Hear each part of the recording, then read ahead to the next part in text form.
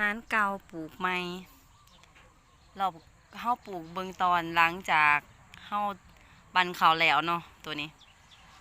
เพราะว่ารอบก่อนแม่นเฮาขายแล้ว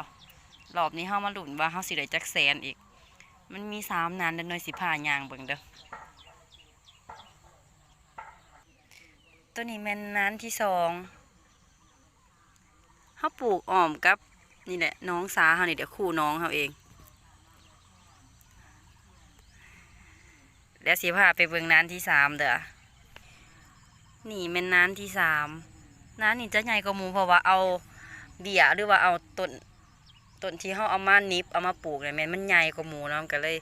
ใหญ่ไวงามไวช่วงนี้ปลูกอีหยังก็งามเพราะว่าอากาศมันเย็นดินเย็นอากาศเย็นเนาะเรื่องลมหนาวเด้ช่วงนี้ปลูกหยังก็งามไปหมด